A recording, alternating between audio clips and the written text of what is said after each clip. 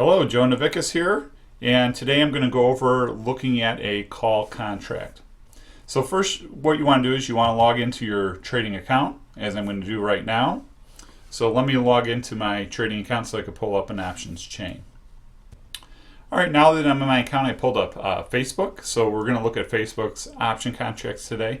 And so, like I said, an option contract is basically the right to either buy or sell a stock at a predetermined price. And so we're going to focus in on the call option. So the call option is a strategy that we will want to use when, and we're going to focus right now on going long on it. So we're going to focus on buying call contracts.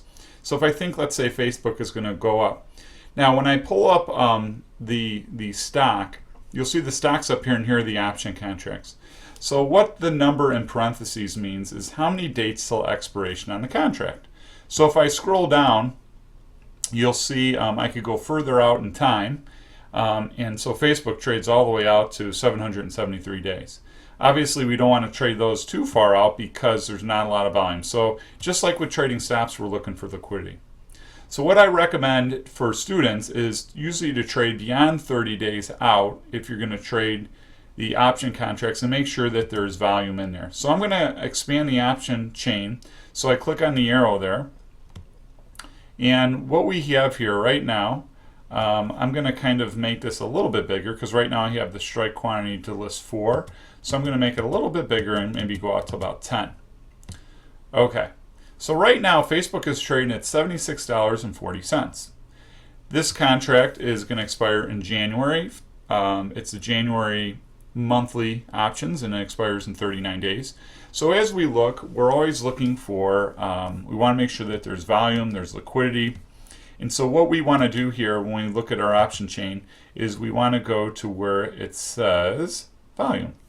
So here's the volume, and now you'll see it added that column. And as you can see, we like to see volume over 500 contracts, right around the strike price where we're at. And so Facebook meets that criteria. There's heavy volume here in Facebook options in this chain. And so at 76.45, you can see we're not quite there yet as far as strike prices go. So as we talked about, a strike price is the agreed upon price between the seller and the holder of the option. So in this case, we want to basically trade at the money calls and puts. Let me just go to another one here. I'm gonna go back. The reason why I'm not going to show you this one is because there's a little bit of a gap between strikes. I want a little bit closer spread here. All right, so at 76.40, the closest price that we have to the underlying stock is the 76 chain. So when we look at 76, the way we read this looks very complicated, but really it's not too bad. This is the strike price. This is the agreed upon price in the contract. So if I am very bullish on Facebook, and let's say 76 is my support level, I would want to basically buy the 76 call. Now, the left side, this is the call side, and the right side is the put side. So the put side we'll cover in a later lesson. So the call side, if I think Facebook is going up, I would be paying right now, someone's asking $2.61 a contract. Remember, one contract equals 100 shares. So the cost of that contract would be $261. And obviously we're not including commission yet, but right now we're going to just not worry about commission at this point and just focus in on the chain. So right now somebody is bidding to buy this contract at $2.54. Someone is looking to sell at $2.61. So that bid ask spread of 7 cents, even though we'd like to see a little bit closer, this is not the worst in the world. So in the next 32 days, if you were to pay $2.61 right now for it, you're saying to yourself that you think Facebook's going to go up. Even though, let's go to the current price it's at, here, where it's at, 76.40. So I was looking at the 76 one. So obviously there's 40 cents of intrinsic value of what the stock is actually worth. So the rest of it is basically the volatility, the implied volatility. And implied volatility in a contract is the volatility that the stock is expecting, that the option writers are expecting, and it's also the time that's left in the contract. So since we have 32 days left, there's a $261 premium that you'd be paying to buy the $76 call.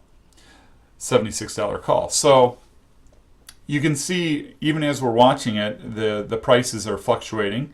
The bid prices came up a little bit, and that's because this is a derivative. It's deriving its value from the stock price. So if we were to scroll up here and look, we can see the stock price is at $76.44. So as this price fluctuates on the stock, the contracts will fluctuate because they're deriving its value from the stock. So with that being said, we would control 100 shares if we were to buy this contract. If we were to buy 5 contracts, that would be somewhere around $1,300 that we'd be paying, and we'd be controlling 500 shares, the right to buy 500 shares at $76 with a premium of that money that we paid for the contract, for the $1,300.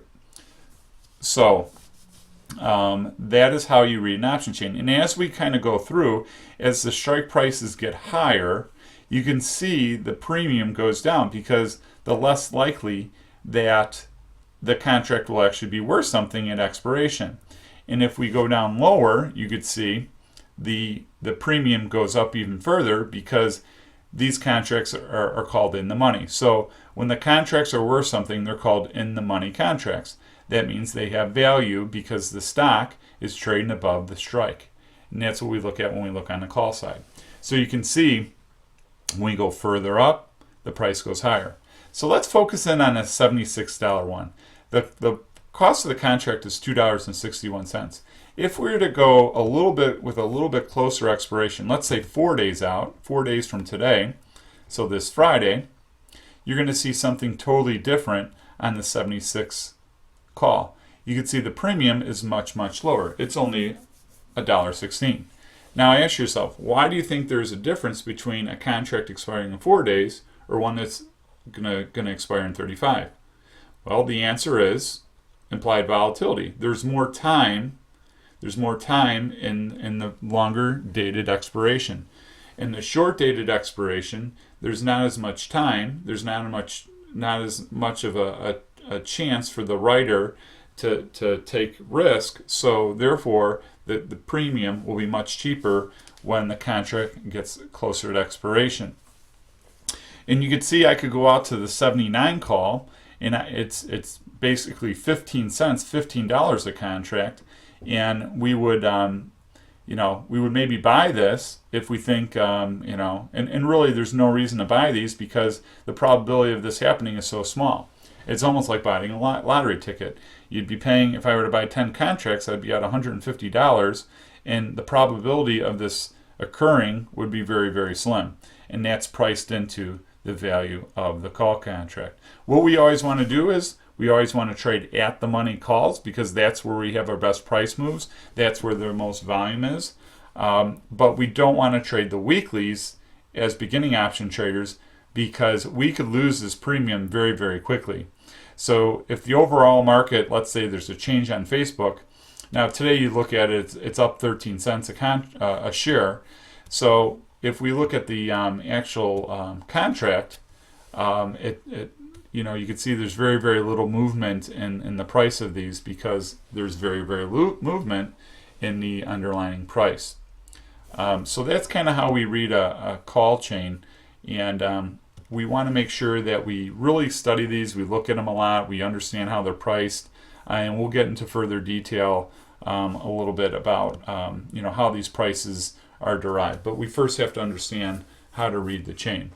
So for further clarification, 75 strike, I'm agreeing to buy a contract. I'd be paying $3.55 or $355 since this represents a per share basis in the contract. Each contract's 100 shares.